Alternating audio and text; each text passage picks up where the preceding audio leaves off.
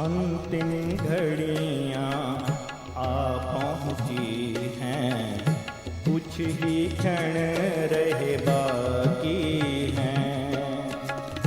अंतिम घड़ियाँ आ पहुँची हैं, कुछ ही क्षण रहे बाकी हैं। समय बीतता जाता है, अब याद घर की आती है, अब याद घर की आती है।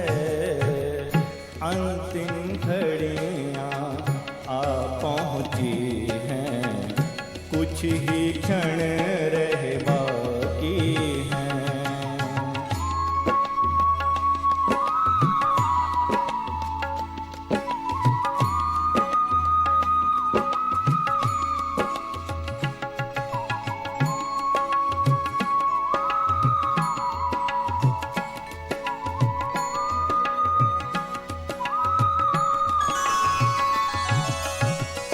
तन से होकर के अब न्यारे मूल वतन जाना है प्यारे।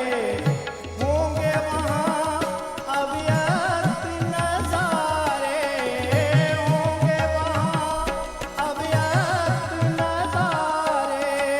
धड़कन दिल की बताती है, अब याद घर आती है। अंतिम घड़ियाँ आ पहुँची हैं, कुछ ही क्षण रहे बाकी हैं।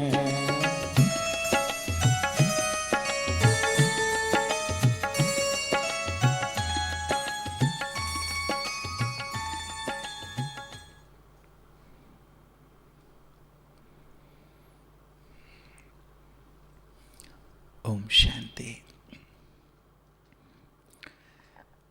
आप सभी स्पार्कलर्स जो फॉलो फादर प्रोजेक्ट से जुड़े हुए हैं, साथ ही अन्य ब्राह्मण कुलभूषण जो तीव्र पुरुषार्थ कर रहे हैं, प्यारे बाबा को फॉलो कर रहे हैं, उनके पद चिन्हों पर चल रहे हैं, आप सभी को आज के इस संध्याकालीन सत्र में अभिनंदन करते हुए शिक्षक दिवस की मैं शुभकामनाएं दूंगा। आज टीचर्स डे है और शिक्षक उसे कहते हैं, बहुत सुंदर सी परिभाषा है। यदि इसका संधि विच्छेद करें तो शे अर्थात जो शिखर की ओर ले चलने वाला है, क्ष अर्थात जो क्षमा की भावना रखने वाला है, और क अर्थात जो कमज़ोरियों को दूर करने वाला हो। अर्थात विद्यार्थी की सभी गलतियों को क्षमा करते हुए, उनकी कमज़ोरियों को दूर करते हुए उसे शिखर की ओर ले चलने वाले को ही सच्चा शिक्षक कहते हैं।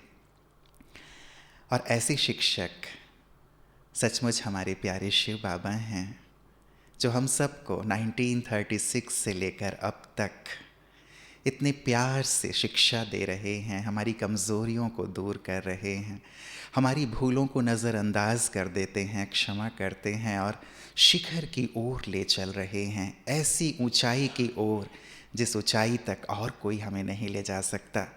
वो हमें हाईएस्ट, होलीएस्ट और रिचेस्ट बना देते हैं सारे कल्प में। तो ऐसे प्यारे सुप्रीम टीचर को और साथ ही ब्रह्मा बाबा को, जिन्होंने 36 से लेकर के 69 तक साकार में हमें पालना दी, शिक्षा दी, और साथ ही अब तक अव्यक्त रूप से हमारी पालना कर रहे हैं, शिक्षाओं से हमारा श्रृंगार कर रहे हैं, रोज़ की मुरली से हमारी पालना कर रहे हैं, हमें शिक्षा दे रहे हैं। साथ ही साथ हमारी सभी एडवांस पार्टी की आत्माएं, हमारी दादियाँ, जिन्होंने भी अपनी शिक्षाओं से हम सबको श्रृंगारा है, उन सबको भी हम नमन करते हैं। हमारी टीचर्स बहनें जो कि सेंटर पे रह कर के वर्षों से त्याग तपस्या का जीवन जी रही हैं, हम सब का मार्गदर्शन कर रही हैं, उन सबको भी आज के इस टीचर्स डे पे नमन है। और आप सभी भी जो रूहानी टीचर्स हैं, मास्टर टीचर्स हैं, बाबा के जैसे बन करके सभी को शिक्षाओं से सजा रहे हैं। आप सबको भी आज के शिक्षक दिवस की बहुत बहुत शुभकामनाएं। और हम सबका मार्गदर्शन सतत करने वाले, हम सबको आगे बढ़ाने वाले, प्रेरणा देने वाले ऐसे हमारे सीनियर टीचर, मैं हेडमास्टर भी कहता हूँ उनको, आदरणीय सूर्य भाई जी भी हमारे साथ हमेशा की तरह हमारी मार्गदर्शन करने के लिए हैं। उनका भी हम अभिनंदन करते हैं, स्वागत करते हैं और उन्हें भी टीचर्स डे की शुभकामनाएं देते हैं। भ्राता जी बहुत बहुत स्वागत, अभिनंदन और सभी की ओर से टीचर्स डे की आपको शुभकामनाएं। और भ्राता जी आज का विषय रखा गया है बेहद की वैराग्य वृत्ति। आप सभी जानते हैं कि हर 15 दिन में एक सुंदर विषय लेकर के फॉलो फादर प्रोजेक्ट में हम चल रहे हैं। तो बेहद की वैराग्य वृत्ति इस 15 दिन के लिए थीम है। बाबा ने हमेशा कहा है कि बेहद की वैराग्य वृत्ति ही जैसे मुक्ति धाम का गेट खोलने वाली है और इसके निमित्त तुम सब बच्चे हो। बाबा ने कहा है जब तक बेहद की वैराग्य वृत्ति तुम्हारे अंदर नहीं होगी तब तक विश्व की आत्माओं में भी वैराग्य वृत्ति उत्पन्न नहीं होगी। तो ऐसा जो बहुत महत्वपूर्ण सब्जेक्ट है उस पर आप सब ने अपने प्रश्न प्रेषित किए हैं। पहले हम आदरणीय भ्राता जी से इस विषय पर सुनेंगे, पश्चात आपके प्रश्नों को लेकर उन तक चलेंगे। भ्राता जी। ओम शांति। वैराग्य साधनाओं के मार्ग में प्राचीन काल से ही बहुचर्चित रहा है और अनेक लोग वैराग्य धारण करके हमारे देश में विशेष संन्यास भी लेते रहे हैं। वैराग्य से त्याग वृत्ति स्वतः ही आ जाती है और त्याग से तपस्या होने लगती है, क्योंकि मनुष्य का मन तपस्या के लिए बहुत एकाग्र चित्त होना चाहिए। और अगर वस्तुओं में, पदार्थों में, व्यक्तियों में आसक्ति है तो एकाग्रता होती नहीं है। फिर साधनाएं मेहनत की साधना हो जाती, एकाग्रता होती नहीं। और यही बात हुई अनेक संत महात्माओं के साथ भी, और यही बात हो रही है ब्रह्मावत्सों के साथ भी, जो राजयोग के इस सर्वोत्तम मार्ग पर अग्रसर हैं। व्यक्तियों में वस्तु, खान पान, साधन, इलेक्ट्रॉनिक्स के साधन, इन सब में यदि हमारा इन्वॉल्वमेंट ज़्यादा रहता है तो एकाग्रता भंग होती है और तब हम श्रेष्ठ योगी नहीं बन सकते। परमात्म सुख से वंचित रह जाते हैं, जो हमारे लिए बहुत बड़ी चीज है, जो 5000 साल में केवल अभी प्राप्त होता है। अतीन्द्रिय सुख, परमात्म सुख, परम आनंद। आनंद की व्याख्या कोई कर नहीं सका आज तक, क्योंकि ये एक अनुभूति है। जैसे मीठा क्या है, इसकी व्याख्या कैसे कोई करेगा। वो एक अनुभूति है, वो एक टेस्ट है। परम आनंद, सर्वोच्च स्थिति, परमात्मा मिलन, उसकी प्राप्ति के आधार पर होती है और वैराग्य इसकी नींव है। इसलिए जिनको महान तपस्वी बनना हो, जो बाबा की आज्ञाओं का पालन करना चाहते हो, वो सब अब वैराग्य को धारण करें। और हम चर्चा करेंगे अभी कि हमारा वैराग्य ज्ञान युक्त है। हमारा वैराग्य सूखा नहीं है। ऐसा नहीं हम राख लपेट के शरीर को और पड़े रहेंगे कहीं ऐसे ही। हमारा बड़ा रॉयल वैराग्य, ज्ञान युक्त वैराग्य, सुखदायी वैराग्य है। तो आइए आज हम इस पे चर्चा करते हैं और निश्चित रूप से आपके जीवन में वैराग्य की परसेंटेज बढ़ जाएगी।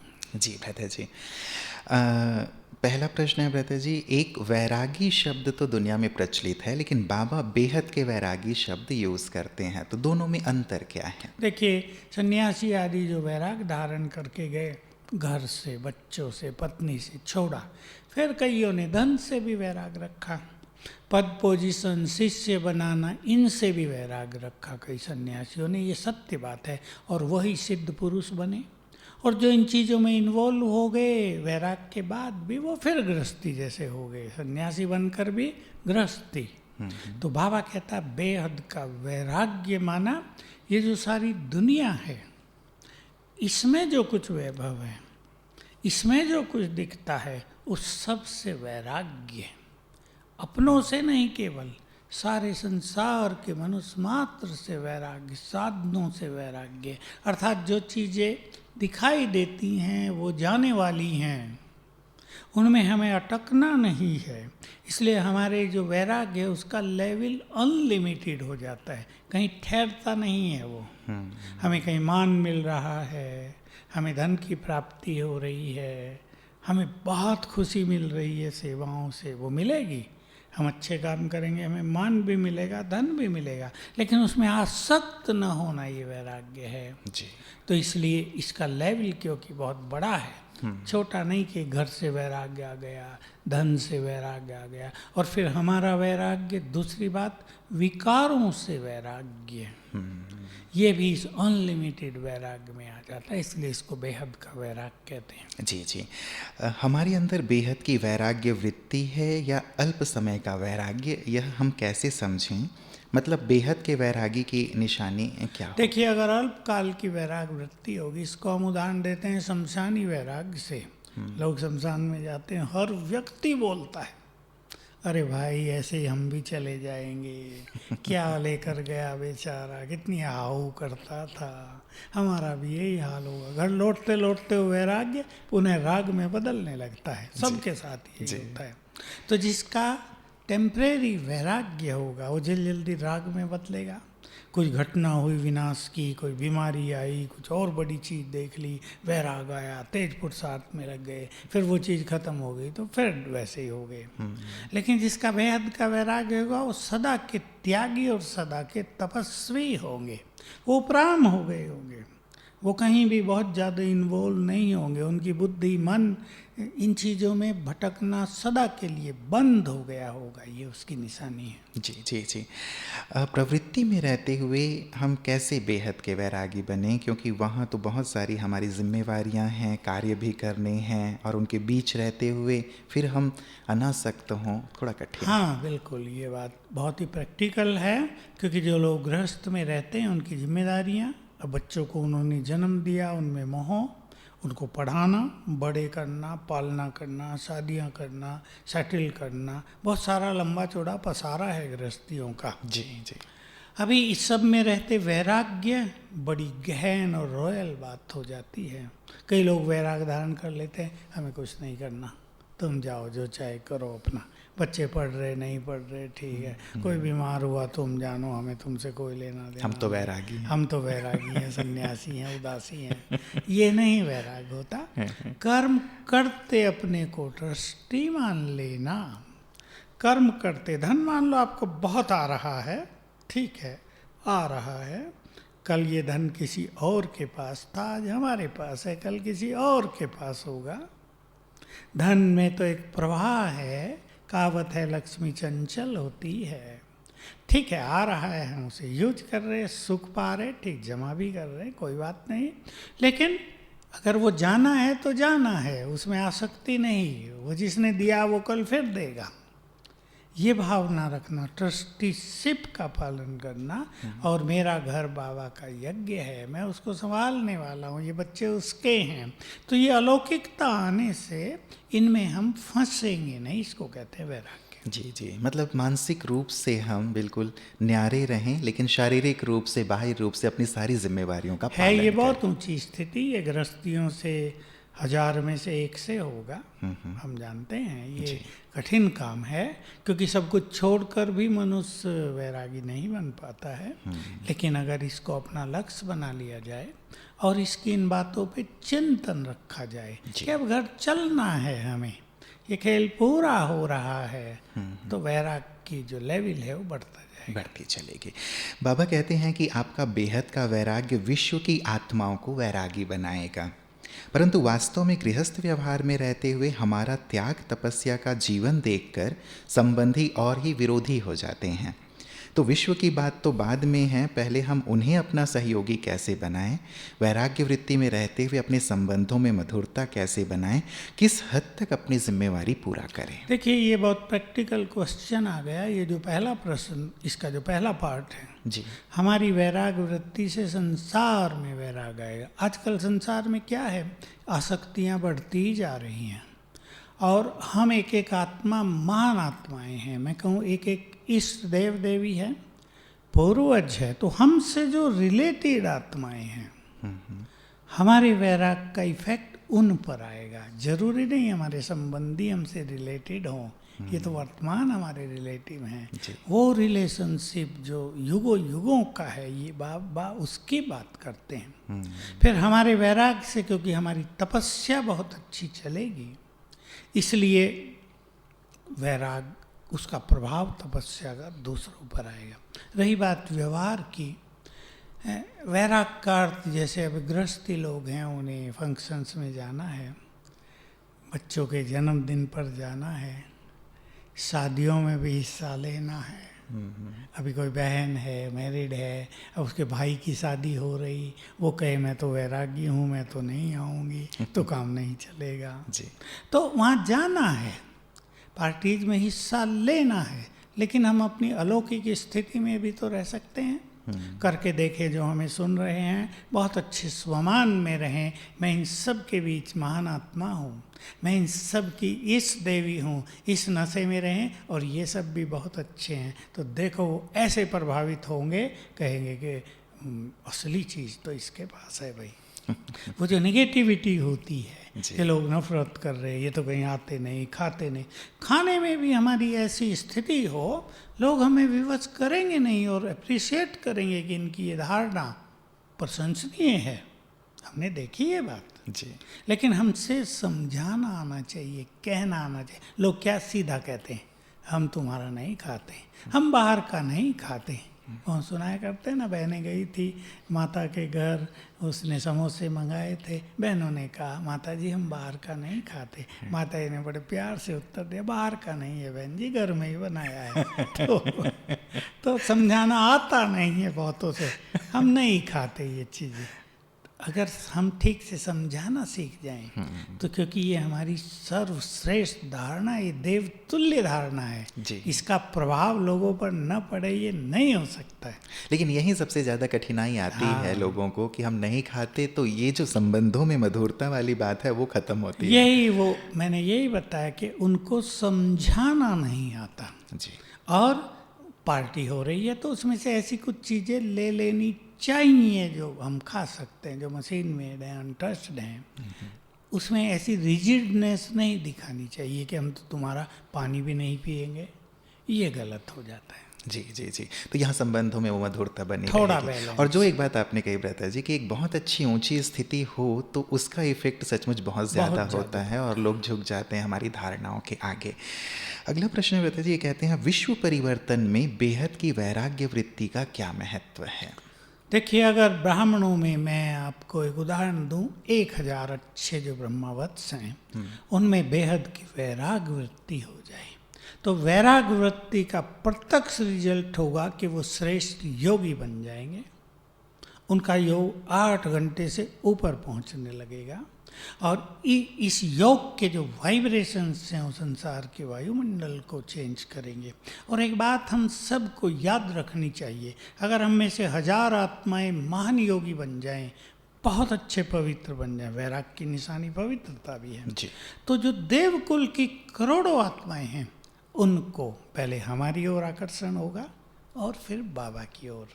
इसलिए ये जो विश्व परिवर्तन का कार्य है ये सहज हो जाएगा। हमारे वाइब्रेशंस, प्योर वाइब्रेशंस, योग के वाइब्रेशंस देवकुल की आत्माओं के देवत्व को जागृत करेंगे और वो उनको खिंचाव होगा।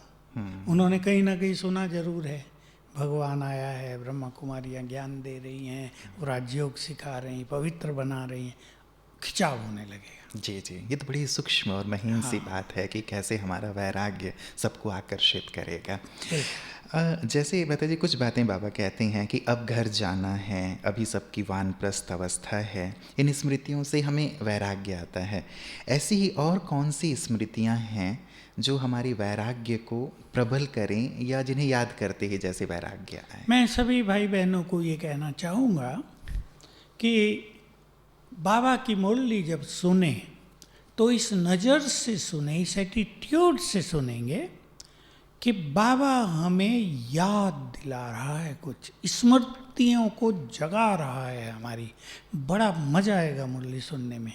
रोज आप देखेंगे बाबा की मुरली में आ रहा है, बच्चे तुम देवता थे, तुम देवी देवता धर्म के हो, तुम बहुत पवित्र थे, तुम बहुत शक्तिशाली थे, रोज याद दिलाता है।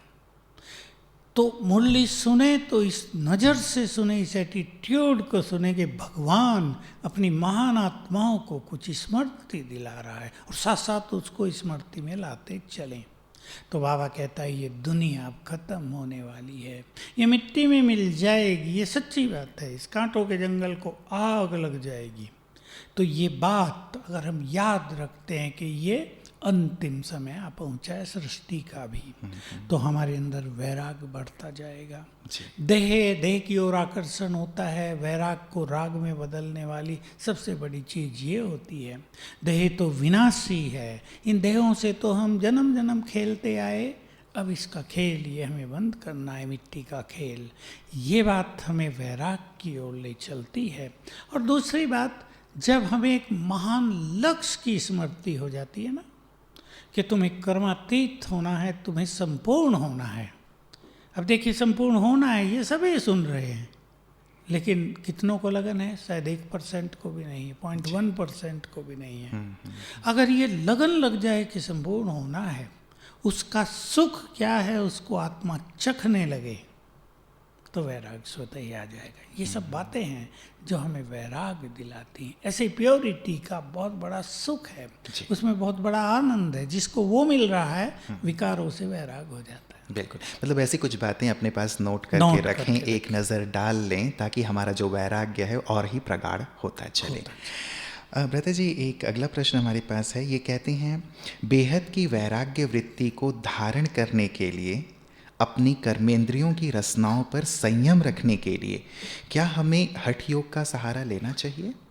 ले लें तो वो ज़्यादा नहीं चलेगा, क्योंकि अगर वो महत्वपूर्ण होता तो बाबा ही हमें वो सिखा देते कि इस तरह तुम भाई जलेबी में आ सकती है, खाओ नहीं, लेकिन बाबा ने तो खूब खिलाया। रसगुल्लों में आ सकती है, खाओ नहीं, बाबा ने तो खूब खिलाया। खाओ और अनासक्त हो जाओ, यही तो बहुत बड़ी चीज है ये तो। इसमें क्या है कि बाबा हमें बहुत शक्तिशाली बना देना चाहता है कि तुम माया के बीच रहो, लेकिन माया तुम्हें टच न करे, इतने मास्टर ऑलमाइटी बन जाओ। क्या थोड़े समय के लिए करके देखा जा सकता है? अगर किसी को जरूरत पड़े, कुछ लोग करते हैं अपनी प्योरिटी के लिए, भोजन में वो संयम कर लेते हैं, लेकिन मैं हमेशा क्या करता हूँ, ये रियल मार्ग नहीं है। भले ही आपके अंदर तूफान ज़्यादा आते हैं, उत्तेजनाएं ज़्यादा होती हैं, आपने भोजन को हल्का कर दिया। जैसे एक युवक साउथ का, उसने मेरे से बात की और भोजन का मैंने उसे प्रोग्राम दिया, प्योरिटी की बात थी जी। तो अपने भोजन को लाइट करो तो तुम्हारी प्योरिटी थोड़ी सरल हो जाए। उसने न गाय के दूध पे रहना शुरू किया, पिया तो खूब, पर सारा दिन गाय का दूध। अब जब 4 मास हो गए थे तब उसने मुझे फ़ोन किया, मैं गाय के दूध पे रह रहा हूँ और मेरी प्योरिटी निश्चित रूप से बहुत अच्छी हो गई है। मैंने कहा बिल्कुल अच्छी बात है, लेकिन अब योगी बनो ताकि ये प्योरिटी स्ट्रॉन्ग हो जाए। प्योरिटी हमारी ऐसी शक्तिशाली हो कि हिमालय जैसी, चट्टानों जैसी शक्तिशाली, जिसको कोई हिला ना सके। ठीक है, हमने अपने भोजन में चेंज करके अपने तूफानी जो इम्प्योरिटी थी उसको नष्ट कर लिया, लेकिन ये भी बहुत ज़रूरी। इसलिए कर्मेंद्रियों के रसों को समाप्त करने के लिए मैं आत्मा स्वराज्य अधिकारी हूँ, कर्मेंद्रियों की मालिक हूँ। जैसे जैसे हमें आत्मिक रस बढ़ेगा, कर्मेंद्रियों का रस स्वतः ही छूटेगा। यही प्रॉपर विधि है जो हम सब कुछ खाते पीते भी उनके रसों से मुक्त रहेंगे। जी जी, और देवताओं की भी यही स्थिति वास्तव में दिखाई जाती है कि सब कुछ है लेकिन मान लो किसी को शुगर हो गया, हम में से डायबिटीज हो गई, अब बहुत अच्छी जलेबी बनी भोग में, अब जलेबी अब तक खाई थी लेकिन अब नहीं खाना है, तो अगर कर्मेंद्रियों के रसों पर विजय प्राप्त होगी तो उसको ना खाने में कोई तकलीफ नहीं होगी। ठीक है, बहुत खा ली है, वही स्वाद किसी दूसरी चीज़ में आ जाएगा। जी जी जी ऐसी जी। स्थिति। मतलब हम हट का सहारा ना लें। हट का सहारा न ले तो अच्छा, लेकिन मैं ऐड किया कि अगर कहीं किसी को थोड़े ज़्यादा बहुत है। अल्पकाल के लिए लेना पड़ता है तो हट जावे नहीं। बिल्कुल। व्रता जी, इस बार चार्ट में एक पॉइंट है कि बेहद का वैरागी बनना है तो अपने आप को मधुबन निवासी समझो, ये बाबा के महावाक्य हैं। तो दिन में कम से कम 2 बार 4 धाम की यात्रा हम कर लें, ऐसा चार्ट में है। तो गृहस्थ व्यवहार में रहते हुए हम अपने आप को मधुबन निवासी कैसे समझें, ये इनका प्रश्न है। और जिन्होंने मधुबन देखा ही नहीं या 1-2 बार ही मधुबन आए हैं, तो अपने आप को कैसे मधुबन निवासी देखिए, ये समझें? बहुत बड़ी चीज़ होती है। ये विशेष रूप से वो बहनें जल्दी फॉलो कर सकती हैं जो सेंटर्स पे टीचर बन के गई हैं।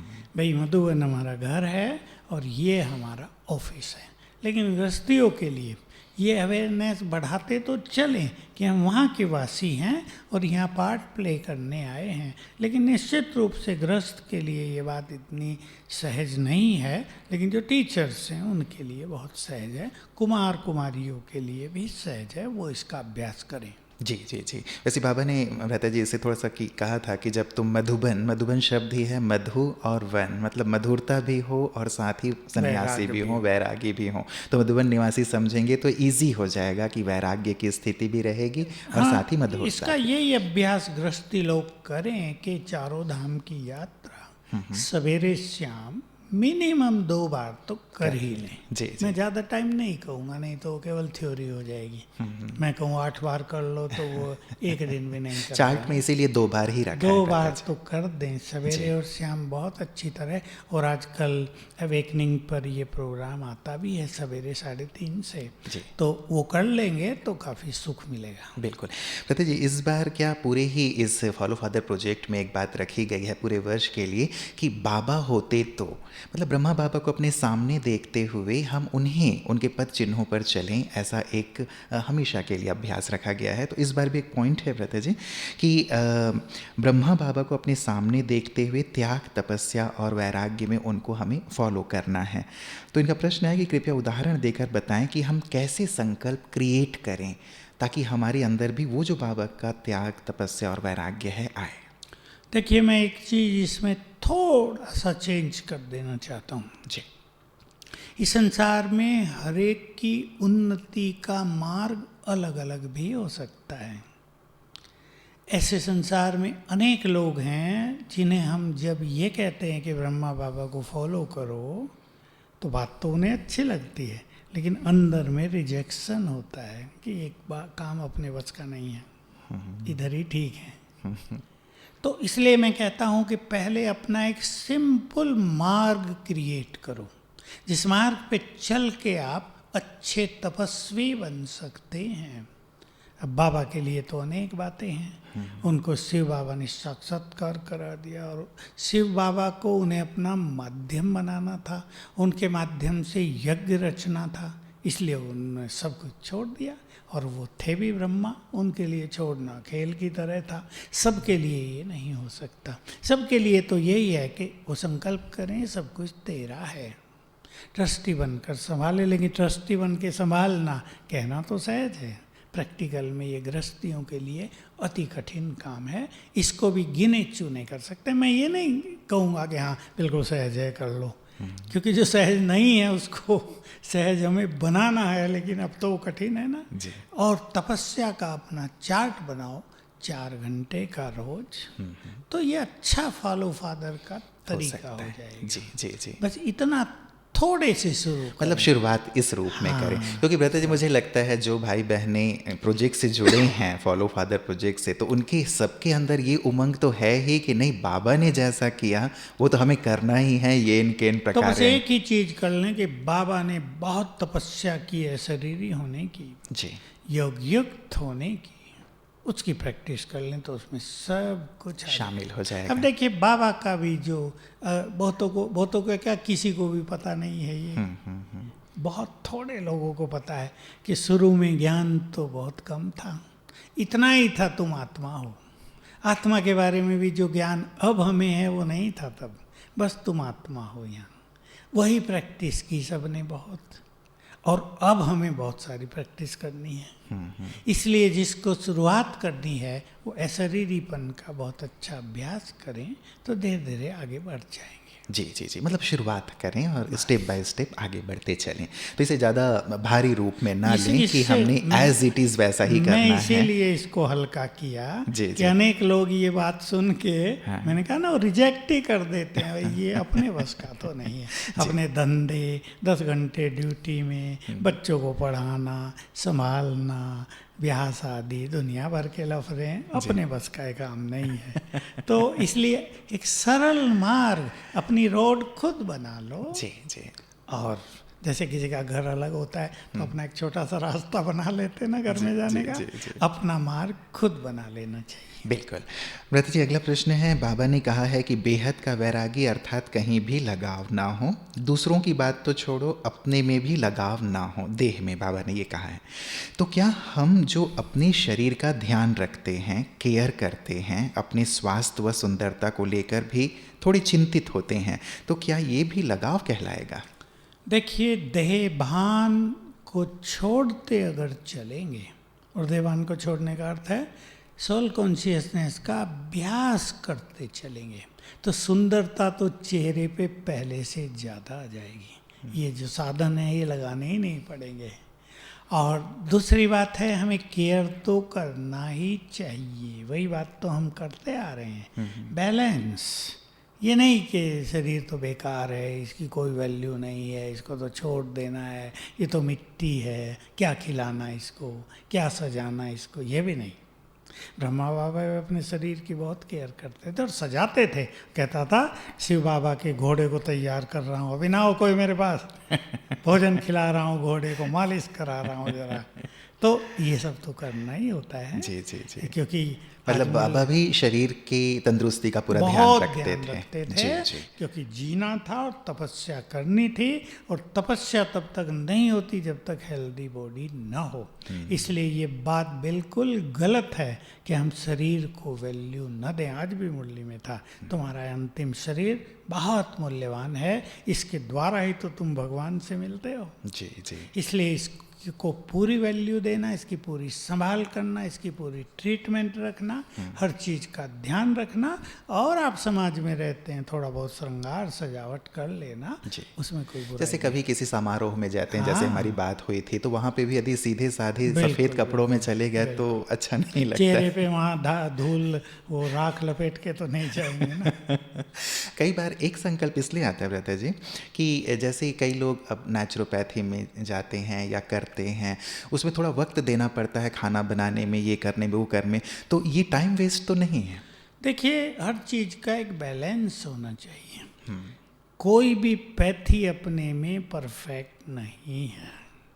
मैं कई नेचर के और फॉलो करने वालों को देखा जो सोचते थे हमें कोई बीमारी होगी नहीं, अच्छी अच्छी बीमारी आ गई उन्हें, क्योंकि कई चीज़ों की डेफिशिएंसी हो जाती है। रोज़ आप बॉयल सब्जी खाओगे, घी दूध बिल्कुल नहीं लोगे, मसालों का बिल्कुल त्याग करोगे, नमक भी नहीं खाओगे, शरीरों में कई तरह की डेफिशिएंसी आएंगी। डॉक्टर अच्छा बता सकते हैं, मैंने आते हुए देखा लोगों को। जी जी। इसलिए एक सुंदर बैलेंस, अपनी जो रोज़ की डाइट है उसको ही ऐसा बैलेंस कर लो कि वो हमें नुकसान ना करे, हमें एनर्जी दे, रस दे, हमारी शक्तियाँ उससे पैदा हो, और थोड़ा बहुत नेचर की ओर को फॉलो कर लेना अवश्य, पार्टली लेके। जी जी जी जी, मतलब एक मध्यम मार्ग हम अपना लें, ना बहुत ज़्यादा अति हो जाए, ना बहुत ज़्यादा नीचे ध्यान ना देने वाली बात हो। व्रत जी, बाबा कहते हैं कि जब दृष्टि, वृत्ति, संबंध, संपर्क, सेवा आदि सभी में बेहद के वैरागी होंगे तभी मुक्ति धाम का दरवाज़ा खुलेगा। मतलब बेहद की वैराग्य वृत्ति से ही गेट खुलेंगे। तो अपनी दृष्टि, वृत्ति, संबंध, संपर्क, सेवा, इन सब में बेहद का वैराग्य लाना, इसका भाव क्या हुआ? दृष्टि माना आत्मिक दृष्टि, वृत्ति भी वही आत्मिक वृत्ति, शुभ भावनाओं की वृत्ति, सेवाओं में बेहद का वैराग माना सेवा करके हमें रिटर्न में कुछ नहीं चाहिए। ये नहीं मैं और मेरा आ जाए, ये नहीं मान के पीछे भागने लगे। हर चीज में हम न्यारे और प्यारे बन जाएं, सिंपल भाषा में हम ये कहेंगे तो ये बेहद की वैराग वृत्ति होगी। जी जी, मतलब ये भी मुझे लगता है एक लंबी साधना है। हाँ। और एक अच्छे अभ्यास के बाद हम इस स्थिति तक पहुंच पाएंगे। मैं सार में यही कहूँगा कि अगर अशरीरीपन का बहुत अभ्यास किया जाए जी। और आत्मिक दृष्टि का, तो बहुत सारे वैराग्य की जो बातें हैं वो ऑटोमेटिकली जीवन में आ जाती हैं। बहुत सुंदर सार गर्भित बात आपने कही ब्रदर जी, हम उन प्रैक्टिसेस को ज़रूर शामिल करेंगे अपने उसमें। अगला प्रश्न है, एक तरफ हम वैराग्य की बात करते हैं और दूसरी तरफ हमारे सेंटर्स, बाबा का रूम आदि आदि इतना शान से बनाते हैं, इंटीरियर की बात हो या फिर गिफ्ट पैकिंग की बात हो, भोजन की वैरायटी की बात हो, तो इन सभी के साथ वैराग्य वृत्ति का क्या कनेक्शन है? क्या सिंप्लिसिटी भी वैराग्य का अंग नहीं है? तो इनका अर्थ है कि हम अपने सेंटर को झोंपड़ी में बदल दें अच्छी तरह से। मतलब जो इतने शानो शौकत दिखते हैं, इनका ठीक भाव है, ये बहुत है। ज़्यादा शानो शौकत भी न रहे, लेकिन एक मध्यम मार्ग तो हमें अपनाना ही पड़ता है। जी। क्योंकि जितना अच्छा हमारा सेवा केंद्र होगा उतने अच्छे वहाँ के वाइब्रेशंस भी होंगे। आप फर्श को देख लीजिए, जी। आपने काला पीला ऐसा वैसा फर्श डाल दिया है, उसके वाइब्रेशंस, और आपने एक अच्छा सा फर्श डाला है, उसके वाइब्रेशंस में अंतर होगा। आपने पर्दे ऐसे वैसे लगाए हैं, उसके वाइब्रेशंस, और आपने बहुत सुंदर वाइट पर्दे लगा दिए, उसके वाइब्रेशंस। ऐसे हर चीज़ थोड़ी अच्छी।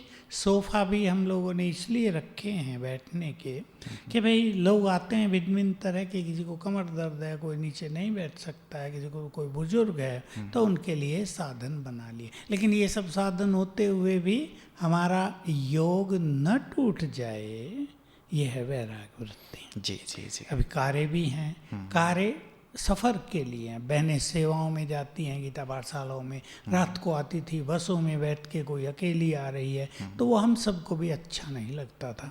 इसलिए यहीं से एक डायरेक्शन गया कि जो ले सकते हैं अपनी गाड़ी लें। तो सब बहनों को, 4 बहनों को लिया, गीता पाठशालाओं में छोड़ते हुए गए और फिर सबको लेकर आ गए। मतलब सेवा की पर्पस से ये सेफ्टी भी यूज़ हो रहती रहा है और सेवा में भी, और सहज टाइम भी बच जी जाता है। जी। कई जगह बहुत हाई फाई यदि दिखाई देता है, कई बार होता है कि जो भाई बहनें हैं वो बहुत सामान्य रहते हैं, अपने घर में बहुत सामान्य चीज़ों का इस्तेमाल करते हैं, साधारण, लेकिन जब वो देखते हैं हम जो दे रहे हैं इतनी हाई फाई चीज़ों में यूज़ हो रहा है, तो संकल्प चल जाता है। उनका संकल्प ना चले, ऐसे में क्या? इसके लिए सिंप्लिसिटी का बहुत ध्यान रखना चाहिए। हमारी चीज़ें हाई फाई बिल्कुल ना, हम संगम पे हैं, जी। न सतयुगी न कलयुगी, इसलिए संगम का ही ध्यान रखना चाहिए। जी जी, बैलेंस। बिल्कुल। प्रथा जी, अगला प्रश्न है, हम जितना वैराग्य वृत्ति को धारण करने की कोशिश करते हैं उतना ही कर्म बंधन हमें अपनी ओर खींचता है, तो इस कर्म बंधन से अपने आप को कैसे हल्का करें? योग बल के द्वारा, क्योंकि कर्म बंधन को योग बल से ही काटा जाता है। कई लोग क्या केवल वैराग धारण करते हैं, ध्यान देंगे इस बात पर, लेकिन वैराग हम क्यों धारण कर रहे हैं, जिस लिए धारण कर रहे हैं वो नहीं करते। हम वैराग धारण कर रहे हैं श्रेष्ठ साधनाओं के लिए, अशरीरीपन के अभ्यास के लिए, शिव बाबा के समीप जाने के लिए, तो वो साधनाएं नहीं करते तो वैराग सूखा लगता है फिर, और ये बंधन ही बने रहते हैं। लेकिन अगर हम साधनाएं भी बरोबर चालू रखेंगे तो ये जो बंधन है कटते जाएंगे। जी। बेहद की वैराग्य वृत्ति के लिए बाबा कहते हैं कि किसी भी प्रकार की आसक्ति ना हो, मेरे परिवार का यह सदस्य ज्ञान में आ जाए, ये संकल्प भी ना आए। और फिर बाबा ये भी कहते हैं कि चैरिटी बिगिंस एट होम। तो यहाँ हम इन दोनों बातों को कैसे समझें? ये गलत इन्होंने बोल दिया कि मेरे परिवार का ये सदस्य भी ज्ञान में आ जाए, ये संकल्प भी न हो। गलत, ये संकल्प हो कि हमारे पूरे परिवार का कल्याण हो, ये शुभ भावना होनी ही चाहिए। ये इन्होंने गलत समझ लिया, मुरलियों में ये बात आई है, उसको ठीक से समझना है। चैरिटी बिगिंस एट होम, हमें अपने घर का ही कल्याण पहले करना है, लेकिन हम आसक्ति से कहते रहते हैं मेरे पति का कल्याण हो जाए, करते कुछ नहीं, उससे कुछ फायदा नहीं। जैसे कई बार बाबा कह देते हैं, जब माताएं कहते हैं कि बाबा मेरे पति का भी ताला खोलो, तो बाबा कहते हैं इसके लिए मैं थोड़ी आया हूँ, ये तो तुम्हारा काम। तुम खोलो। बाबा कहते हैं ये काम तुम्हारा है। जी। अब तुम्हारी अच्छी स्थिति होगी, तुम उन्हें पवित्र भोजन खिलाओगे, तुम योगी बनोगी, ज्ञान को जीवन में धारण करेगी, तो वो व्यक्ति अंधा थोड़ा ही है, वो देखेगा आपका परिवर्तन और वो ज्ञान की ओर जरूर आकर्षित होगा। इसलिए बाबा कहते तुम करो, अगर बाबा कर दे तो ये कमजोर हो जाएंगे। जी जी जी, मतलब बाबा हमें शक्तिशाली बनाना बाबा चाहते हमें हैं और हमारे द्वारा कराना चाहते हैं। बिल्कुल। हमें सबको ज्ञान में लाने की शुभ भावनाएं रखनी ही हैं। जी जी, इसमें वैराग्य नहीं। 17वीं शताब्दी के रहस्यवादी कवि कबीर ने एक दोहे में कहा है, कबीरा खड़ा बाजार में मांगे सबकी खैर, ना काहू से दोस्ती ना काहू से वैर। क्या यह दोहा बेहद के वैराग्य तक की तरफ इशारा करता है? बिल्कुल। यदि हमारी आत्मिक दृष्टि हो जाए, हमारा संभाव हो जाए, सबसे हम फ्रेंडली हो जाएं, तो ना काहू से दोस्ती माना न किसी से आसक्ति होगी और न किसी से निगेटिविटी होगी, ये बेहद का वैराग्य हो जाएगा। जी जी, मतलब सबके साथ रहते हुए भी संभाव होगा। बुद्धि की भाषा है चित्र। अष्ट शक्तियों के चित्र को हम देखते हैं, समझते हैं चित्र के माध्यम से। ऐसे बेहद का वैराग्य का क्या कोई चित्र है? सन्यासी को ले सकते हैं, किसी को सब कुछ छोड़ के कमंडल लेके चल दिया, तब तो फिर उसी को फॉलो करने लगेंगे। ब्रह्मा बाबा है इसका सबसे अच्छा चित्र है जी। उसके चरित्र को ठीक से समझ लेंगे तो वो चित्र बहुत काम आएगा। जी। बाबा कहते हैं, भले धंधा धोरी करो पर मुझे याद करो। मैं जिस लौकिक प्रोफेशन में हूँ वहाँ हमें सेल्स के टारगेट कंप्लीट करने होते हैं। ऐसे में हम कैसे अपने लौकिक प्रोफेशन तथा बाबा ने अभी जो समय अनुसार समेटना तथा बेहद की वैराग्य वृत्ति के लिए पुरुषार्थ पर अटेंशन रखने के लिए कहा है, तो यह कैसे बैलेंस करें? बार बार ऐसा लगता है कि हमें अपने प्रोफेशन के टारगेट तथा पुरुषार्थ में वैराग्य लाना, इसमें थोड़ी दिक्कत होती है। देखिए, जो टारगेट दिया जाता है लोगों को, अब टारगेट तो उन्हें पूरा करना ही होगा और उसके लिए मेहनत करनी पड़ती है। मेहनत भी करनी होगी और करनी चाहिए। किसी टारगेट को पूर्ण करने के लिए आगे बढ़ना, ये मनुष्य की एक बहुत बड़ी क्वालिटी है। लेकिन इसमें स्पिरिचुअलिटी को जोड़ा जा सकता है। समेटने की बात जो बाबा कहते हैं ना, मैं इसको एक शब्द में कहूँगा, व्यर्थ के विस्तार को समेट लो, बस। तो आपकी एफिशिएंसी बढ़ जाएगी और जो आपको टारगेट मिला है उसे आप हंसते हंसते पूर्ण कर सकेंगे। बस इतना आपको संभलना है कि बीच बीच में कभी बाबा का आह्वान कर लिया, कभी एक 10-20 सेकंड शरीरीपन का अभ्यास कर लिया, बीच बीच में स्वमान को रिपीट कर लिया, तो आप बहुत फ्रेश रहेंगे। और जो कर्म आप कर रहे हैं आपको ऐसा नहीं लगेगा बस वही वो है आपके पास, तो स्पिरिचुअलिटी भी आपके पास रहेगी। ऐसा थोड़ा प्लानिंग करके काम पे जाया करें जी। तो भले ही आप 10 घंटे काम करें, किसी को 12 भी करना पड़ता है। एक तो काम को लाइटली लेंगे, इजीली करेंगे, एंजॉय करेंगे। ये नहीं बहुत काम है, थक गए, क्या टारगेट, ये सब निगेटिविटी नहीं। काम तो हर व्यक्ति कर रहा है, और जो कुछ नहीं कर रहे हैं वो तो कुछ भी नहीं है, वो तो बेकार हैं।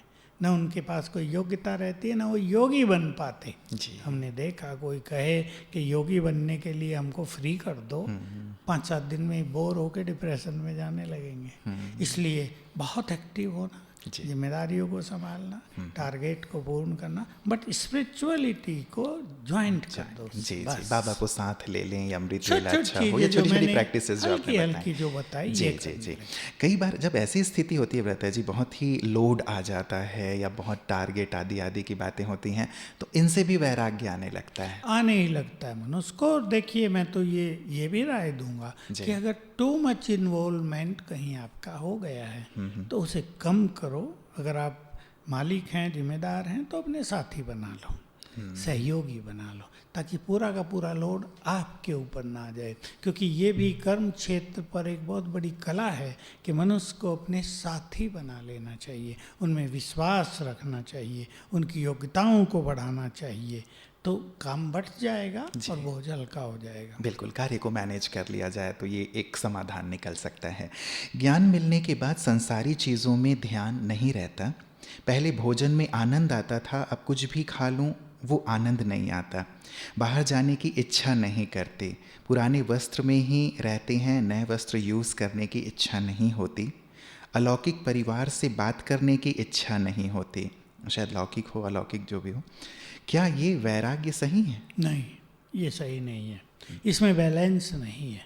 अगर खाने में भी टेस्ट ना आए तो उससे रस भी नहीं मिलेंगे शरीर को, उससे बहुत कुछ अच्छी प्राप्ति नहीं होगी। भोजन भी तो एक टॉनिक है ना, पेट्रोल है ना गाड़ी का। पेट्रोल ही ना हो गाड़ी में, पेट्रोल की बजाय पानी भर दिया गया हो ऐसे ही हो गया कि टेस्ट ही नहीं आ रहा है, तो ये गलत हो गया। इसके यहाँ कुछ मिस्टेक हो रही है ज़रूर, उसको ठीक करना पड़ेगा उनको, जो भी हो रही तो है। ये भी तो कहा जाता है आप स्वादेंद्रियों के प्रभाव से परे नहीं, रहिए। स्वाद आए और स्वाद के अधीन न हो जाएं, यह है स्वाद इंद्रिय से मुक्त होना।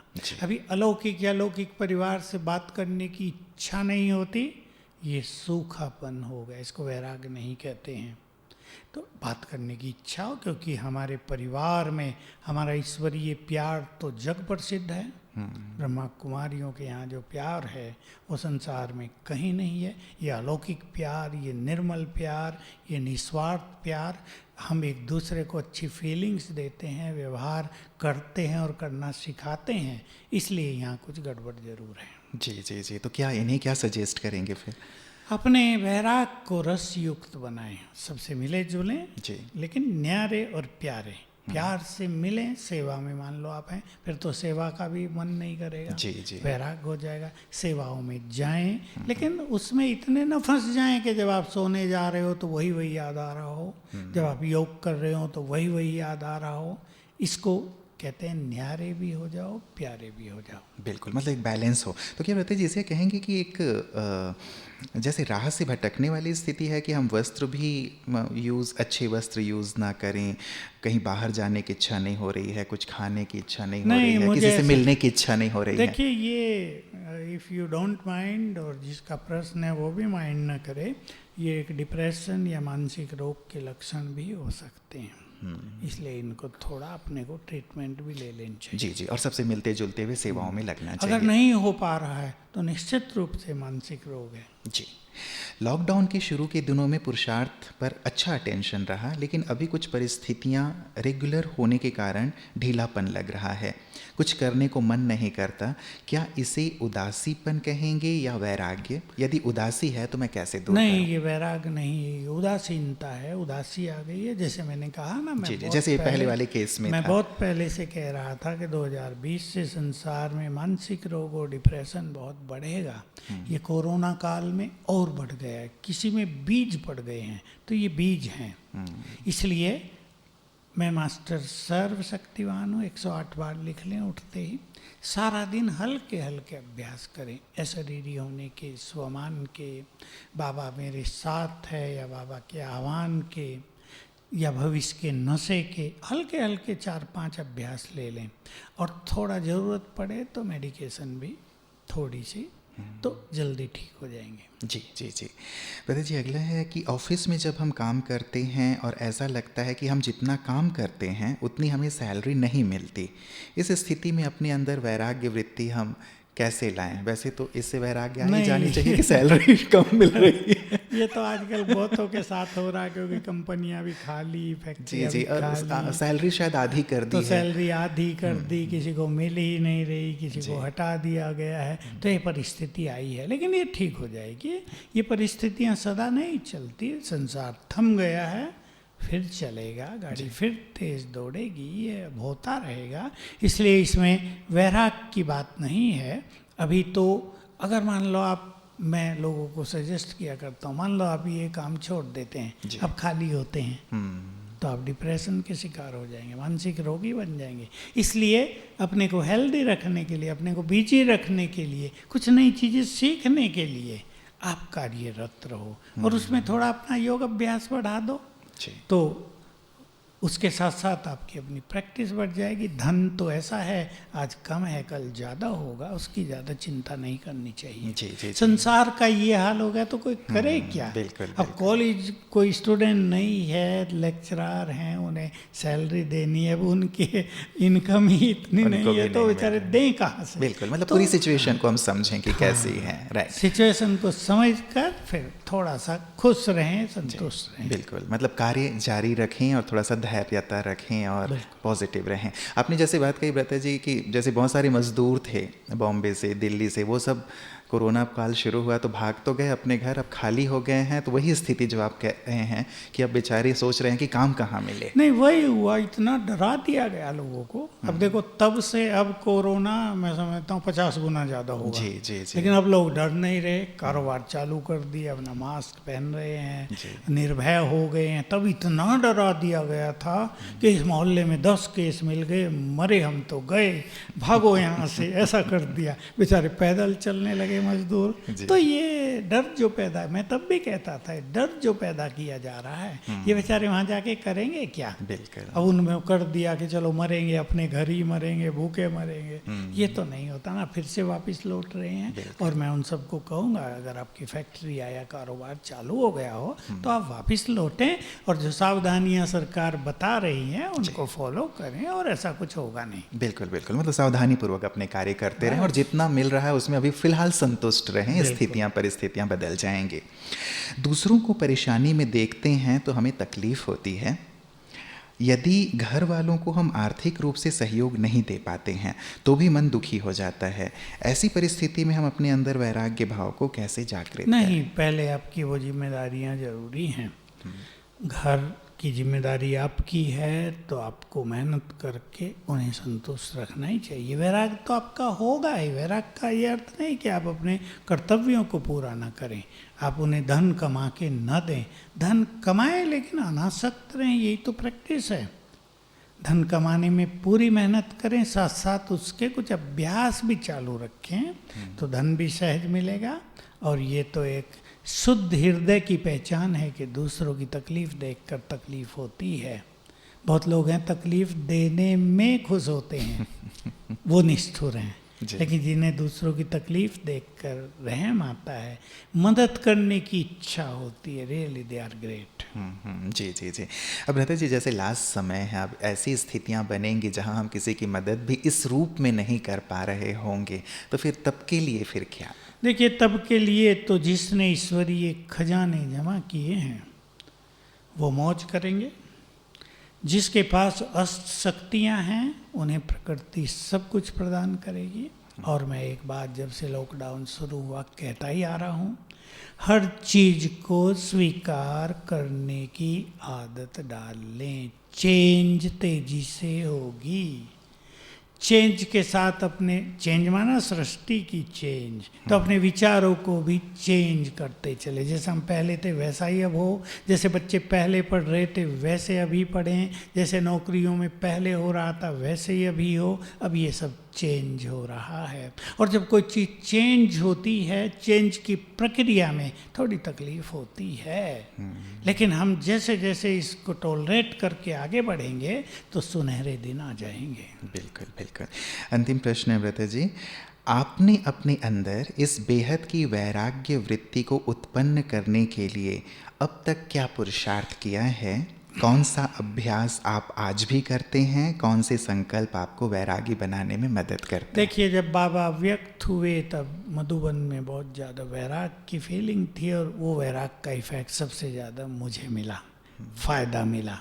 तो एक ही साल में मेरा योग का चार्ट बहुत सुंदर हो गया। वो कंटिन्यू रहा तो बहुत सारी चीज़ें जीवन में नेचुरल हो गई हैं। अब मुझे वैराग के लिए कुछ करना नहीं पड़ता। जैसे मेरी कहीं आसक्ति जाती नहीं, साधन है, कुछ भी है, ठीक है, यूज हो रहा, कल नहीं होंगे। ओम शांति आनंद। जब हैं तो भी आनंद, जब नहीं होगा उससे ज़्यादा आनंद। तो न्यारे और प्यारेपन की अच्छी प्रैक्टिस हो गई थी, क्योंकि पूरा जीवन ये सब अभ्यास जो स्पिरिचुअल हैं करते रहे, होता रहा, इसमें कभी भी गिरावट नहीं आई है। इसलिए अब वैराग एक नेचुरल सी चीज़ है। ऐसा नहीं कि वैराग के लिए मुझे कुछ करना पड़ता है या सूखा सन्यासी बनना पड़ता है। नो, ये ऑटोमेटिक है। जी जी। कभी ऐसा रहा कि किसी विशेष चीज़ में यदि राग रहा और उसके लिए वैराग्य उत्पन्न करने के लिए मेहनत करनी पड़ी हो? नहीं, ऐसा मेरे साथ ज़्यादा तो कहीं कुछ नहीं हुआ था। मुझे कुछ ऐसा याद आ रहा है, सब सहज होता रहा है। और मैं अपने साधनों को इतना बढ़ाया ही नहीं है कि उनसे वैराग की ज़रूरत पड़ जाए। सीमित रखा। विकार है, ठीक है, यूज हो रही है, पुरानी हो गई, बदल गई है, ओम शांति, ठीक है, संभाल करने वाले दूसरे कर रहे हैं। मुझे तो ये भी याद नहीं रहता मेरे पास कपड़े कितने हैं। तो सहज सब काम हो रहा है, क्योंकि इसका एक ही कारण है कि असली लक्ष्य अपनी साधनाओं पर रहा है, जी। अटेंशन। तो बाकी चीज़ों पर अटेंशन नेग्लिजिबल रहा है। जी जी जी। तो सार रूप में अब क्या प्रेरणा देंगे? विषय तो बहुत गहन है भ्राता जी, और वैसे गंभीर करने वाला है, लेकिन मधुरता पूर्ण वैराग्य हो उसके लिए क्या कहेंगे? बस कुछ गुणों पर हमें बहुत ध्यान देना है। हमारा व्यवहार सूखा न हो जाए, हमारे अंदर मधुरता भी रहे, हम खाएं भी अच्छा, पहने भी अच्छा, ठीक से रहें। ऐसे नहीं हम सूखे सन्यासी बन जाएं, हम बैगर की तरह रहने लगें, क्योंकि हम रॉयल कुल की बहुत बहुत रॉयल आत्माएं हैं। हमारे मंदिरों में हमारी मूर्तियों को भी कितना सजाते हैं, देवियों की मूर्तियां देखो, श्रृंगार कई कई बार 56 भोग खिलाते हैं, लेकिन वो आ ना सकते हैं। देवताओं की यही विशेषता है, उनके पास अथाह धन संपदा है, प्रकृति भी मालिक है, प्यार भी वहाँ बहुत है, साधन संपन्नता, हर एक के पास पुष्पक विमान है, 2-2 4-4 जैसे आजकल कारें हैं जी। लेकिन वो अनासक्त हैं। Life is full of spirituality, इसलिए वो देवता हैं, पूज्य हैं। तो हमें भी ऐसा ही बैलेंस अपने जीवन में रखना है, पर जितना वैराग पर सोचते हैं उतना साधनाओं पर सोचें जी। अशरीरीपन का ज़्यादा अभ्यास करेंगे, 5 स्वरूपों का अभ्यास, स्वमान का अभ्यास, योग युक्त होने का, सवेरे उठने का बहुत अटेंशन। तो एक स्पिरिचुअल दिनचर्या जब रहेगी तो वैराग नेचुरल रूप से जीवन में आ जाएगा। जी जी, बहुत बहुत शुक्रिया भ्राता जी आपका। सुंदर प्रकाश हम सबको मिला है बेहद के वैराग्य को लेकर, ज़रूर इसकी ओर हम सब कदम बढ़ाएंगे। दिल से बहुत बहुत धन्यवाद। विषय सचमुच बहुत सुंदर भी है, गहन भी है, और समय की आवश्यकता भी है। मुझे बाबा के महावाक्य याद आते हैं कि ब्रह्मा बाबा की वैराग्य वृत्ति का ही परिणाम है वर्तमान सेवा और आप सब। हम विचार करें थोड़ी देर के लिए, यदि ब्रह्मा बाबा में वैराग्य न आया होता, वो तो अपने जीवन में कितने आनंदित थे, कितने सम्मानित जीवन जी रहे थे। यदि बाबा में वैराग्य ना आता तो हम सब क्या यहाँ होते? क्या ये हमारा जो बेहद का परिवार है, हमारा विद्यालय है, इतना विश्वव्यापी होता? क्या सब तक ईश्वर का संदेश पहुँचता? सभी को मुक्ति, जीवन मुक्ति की राह मिल पाती? नहीं ना। केवल एक बाबा के बेहद के वैराग्य ने, उनकी साधना ने, उनकी हर प्रकार के त्याग ने इतना कुछ हम सबको दिया है, और सारी विश्व के लिए जैसे एक रास्ता तैयार हो गया है, मुक्ति जीवन मुक्ति का, स्वर्ग का जैसे एक रास्ता तैयार हो रहा है। ऐसे ही हम सब भी फॉलो फादर प्रोजेक्ट से जुड़े हुए हैं। तो जैसे बाबा ने किया वैसे हम सबको भी करना है। अपने जीवन में मधुरतापूर्ण, ज्ञान युक्त बेहद के वैराग्य को शामिल करना है, क्योंकि जैसे शुरुआत हमने की थी, बाबा ने कहा है बेहद के वैराग्य से ही मुक्ति धाम के गेट खुलेंगे, और इसी से ही सारे विश्व की आत्माओं में भी वैराग्य उत्पन्न होगा। पापों से वैराग्य, क्षणिक सुखों से वैराग्य, और उनका ध्यान बाबा की ओर जाएगा, और सब मेरा बाबा कहकर घर की ओर चलने को तैयार होंगे। और इसके निमित्त हम सब हैं, ये हमारा भाग्य है। तो क्यों ना इस पर गहराई से हम विचार करें, अपने जीवन में शामिल करें। एक बार पुनः आप सभी को शिक्षक दिवस की बहुत बहुत ढेर सारी शुभकामनाएं। ओम शांति। चलें अब प्यारे परम शिक्षक बाबा को दिल से शुक्रिया करेंगे, जिन्होंने हमारे जीवन को शिक्षाओं से सजाया है। पल पल बहती, कल कल करती, समय की नदियाँ गाए। पल पल बहती, कल कल करती, समय की नदियाँ गाए। सच्ची कमाई कर लो भाई, जीवन बीता जाए। सच्ची कमाई कर लो भाई, जीवन बीता जाए। ये घड़ी लौट ना आए। पल पल बहती, कल कल करती, समय की नदियाँ गाए। ये घड़ी लौट ना